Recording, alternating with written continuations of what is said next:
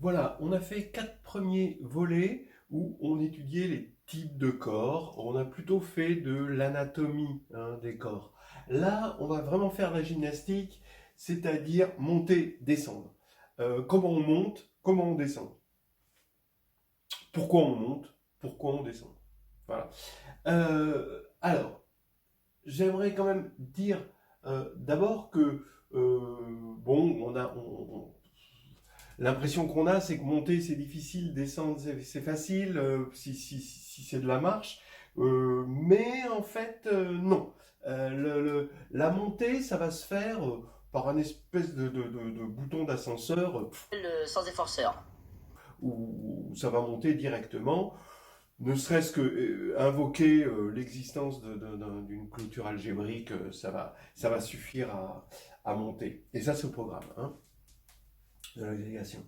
Euh, Maintenant, descendre, ça c'est un problème, hein. La descente, c'est la théorie de Galois, c'est la cohomologie galloisienne, etc. Donc bon, des choses qu'on verra pas, hein, qu'on ne supposera pas, on va regarder ça de façon assez pratique. Euh, Descendre, c'est un vrai problème. Alors on va en parler là maintenant, hein. Alors d'abord, vous connaissez les structures et vous savez que vous avez ici, euh, en algèbre, le besoin de passer par des morphismes, hein, pour changer d'air, pour changer de contexte, et peut-être qu'un problème qui est dit dans un certain contexte, dans un autre contexte, eh ben, il sera plus facile à résoudre. Mais là, le changement de contexte n'est pas évident. Parce que si on a un morphisme de corps,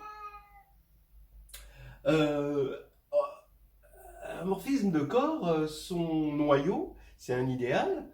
Or, tout idéal d'un corps est trivial. Voilà. Hein, il n'y a pas d'idéaux dans un corps, hein, le corps est pragmatique, hein. Donc ça veut dire que l'idéal ici, bah, soit c'est tout cas, bah, dans ce cas-là, ça veut dire que le morphisme est nul, hein, ça c'est du suicide, donc c'est pas la peine, on n'envisage pas ça comme une solution. Soit alors le morphisme est trivial, dans ce cas-là, on a injectivité. Ce qui veut dire que la théorie des corps, en quelque sorte, ça va être une théorie des extensions. C'est-à-dire simplement, qu'est-ce qu'il y a au-dessus d'un corps. Voilà. Alors, maintenant, euh, tout ce qu'on va faire, je vous le disais, ça va être de monter et descendre. Alors monter, ça voulait dire aller chercher aller chercher des solutions à nos problèmes dans une extension. Mais après, il faut descendre, c'est-à-dire faut ramener notre problème, comme on le dit souvent, dans les termes qu'il a été énoncé, c'est-à-dire sur le corps. Donc il faut revenir après sur le corps de base. Alors, euh, c'est difficile. Regardez par exemple bon, l'excellent livre que je peux vous conseiller, c'est le petit cours d'arithmétique de Serre, hein, qui est vraiment tout petit, effectivement, mais il est surtout concis. Quand on regarde les problèmes, où il regarde les formes quadratiques, il regarde les formes quadratiques, d'abord c'est sur C, donc vous voyez, ça s'appelle les complexes, et pourtant c'est ce qu'il y a de plus simple, hein. Sur C, voilà, donc ça c'est une ligne. Et puis après c'est sur R, donc ça va être trois lignes. Après il regarde les formes quadratiques sur Z sur PZ, donc là peut-être, voilà, un petit peu plus, bon, mais c'est très court. Et puis après, il va aller sur Q et il faudra passer par les périodiques. Et puis après, il va sur Z. Et là, Z, c'est énorme. Bon, Q, c'est déjà énorme. Et vraiment, ça vaut le coup pour voir à quel point, euh, pour descendre aux entiers, qui nous paraissaient les choses les plus simples, ben, du coup, c'est là qu'on a les problèmes les plus compliqués, alors que sur les complexes, c'est là qu'on a les problèmes les plus simples. Alors maintenant, pourquoi on monte? Alors d'abord, pour résoudre des équations polynomiales, donc on a besoin de racines, donc on va aller les chercher. On ne peut pas se contenter de rester dans notre corps, on va aller les chercher un peu plus haut. Pour chercher un PGCD dans l'algèbre de polynômes K de x. Donc PGCD de deux polynômes. ben, on peut regarder quelles sont leurs racines, donc les factoriser. Comme ça, on voit tout de suite le PGCD, on voit tout de suite que deux polynômes vont être premiers entre eux, parce que si on sait leurs racines, voilà, et que les racines sont distinctes, par exemple. Voilà. La réduction, bah oui, parce que on a besoin de valeurs propres dans la réduction, et il faut factoriser le polynôme caractéristique. Donc souvent, on a besoin d'aller dans une extension, c'est-à-dire dans un corps un peu plus grand, qui, lui, contient toutes les racines. Et puis pour les formes quadratiques aussi, pareil, c'est ce que je disais sur le cours de serre, plus les formes quadratiques, plus grand est le corps, bah, plus les formes quadratiques vont être faciles à manier. Regardez par exemple les formes de Henkel, ceux qui connaissent, bon ben voilà, les formes de Henkel, c'est des formes sur R, mais on a besoin de les regarder sur C pour les comprendre, et ensuite on redescend, on ramène le problème à R. Voilà. Alors, donc je vais pas dire grand chose sur la montée, parce qu'il y a un ascenseur, un super ascenseur. Je crois que ça s'appelle le théorème de Steinitz, mais bon, il existe un unique, à isomorphisme près, corps qui soit la clôture algébrique d'un corps donné. Donc on se donne un corps K, et on a voilà, une clôture algébrique, c'est-à-dire le plus petit corps qui soit algébriquement clos, c'est-à-dire dans lequel tous les polynômes se scindent, et qui contiennent K. Voilà. Alors, bon, ben, la preuve, ben, elle est un peu curieuse, donc on fait des corps de rupture, c'est-à-dire qu'on prend des polynômes irréductibles et on quotiente. On sait que quand on prend P, un polynôme irréductible, on fait K de X quotienté par P, ben, ça fait un corps. Voilà. Et donc ça nous fait, et dans lequel le corps de base se plonge, comme bon, ben, ce sont les polynômes de degré 0 dedans, etc. Et après, au bout d'un moment, alors là, il y a une espèce de formule magique, c'est le lemme de Zorn. On va dire que...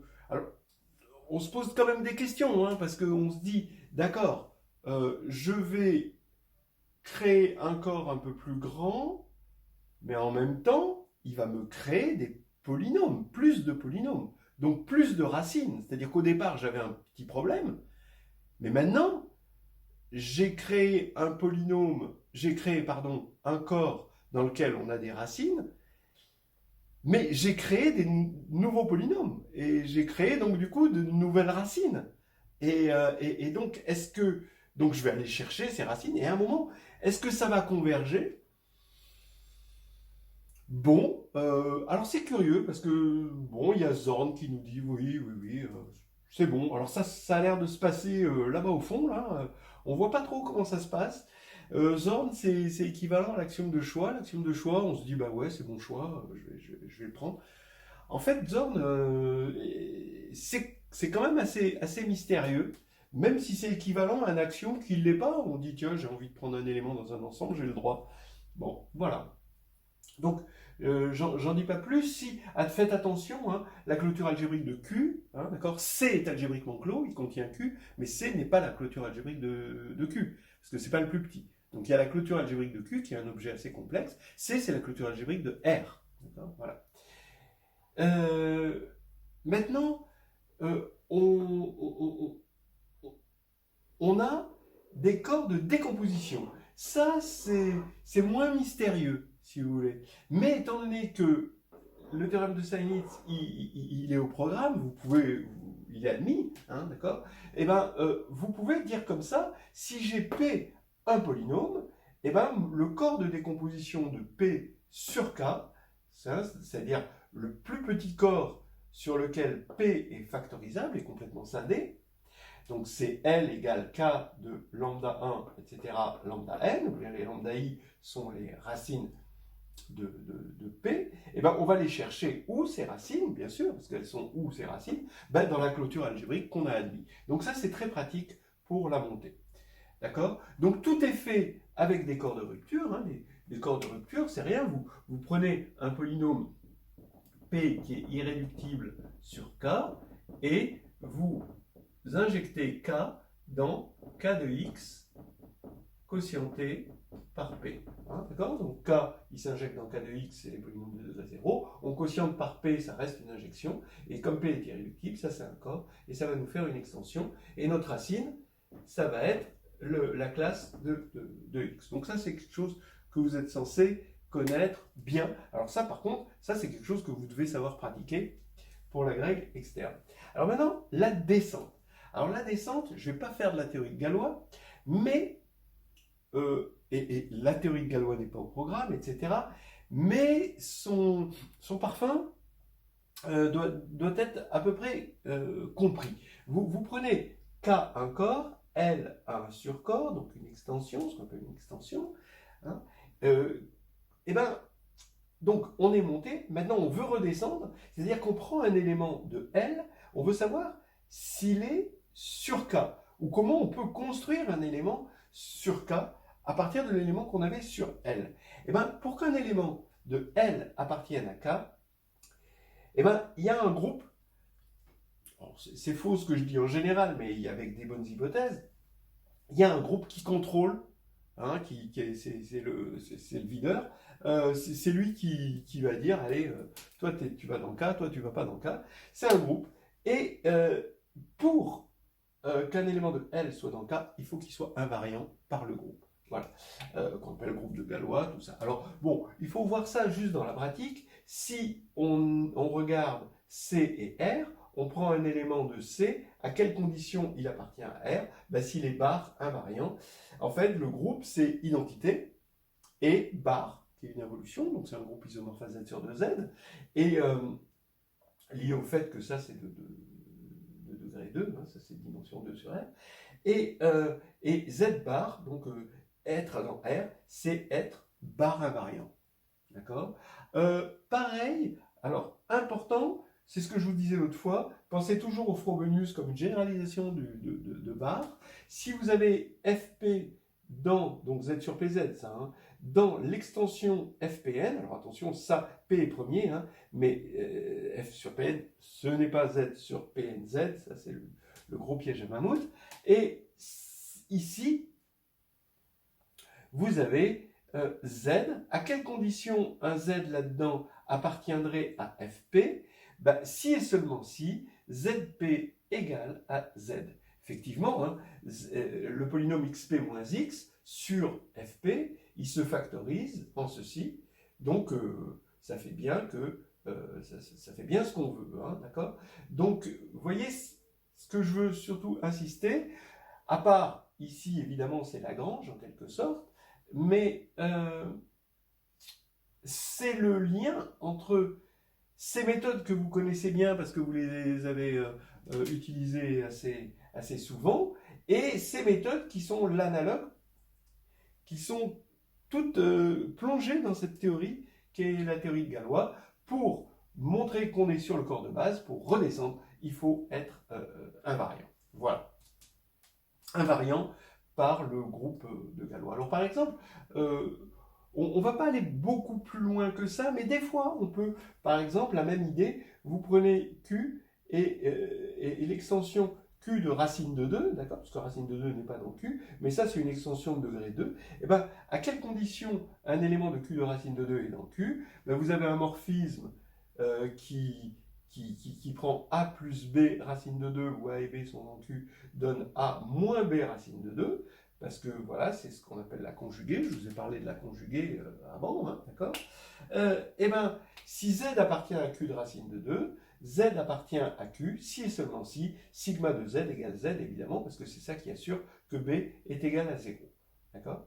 Alors, jusqu'à présent, on a vu que des groupes de Galois engendrés par un seul élément. C'est pour ça qu'on ne regarde qu'un élément, bar, le Frobenius, ce sigma. Mais il y a des extensions. Par exemple, vous prenez Q et vous regardez l'extension Q de racine de 2 puis racine de 3, qui va être une extension de degré 4. Là, le groupe de Galois va être en gros z sur 2z croix z sur 2z, c'est-à-dire que pour la descente, il faut montrer, on a deux générateurs. Il faut montrer que z est fixé par deux générateurs et pas qu'un seul, comme dans les cas classiques. Voilà, on va rien dire d'autre sur les groupes de Galois. Je voulais quand même vous montrer les exemples classiques. Quadratique pour C, quadratique sur Q, non quadratique donc de degré n, mais sur Z sur PZ, avec le fois menus, et puis juste un petit contre-exemple, pour ne pas se dire qu'à chaque fois il y a un seul générateur.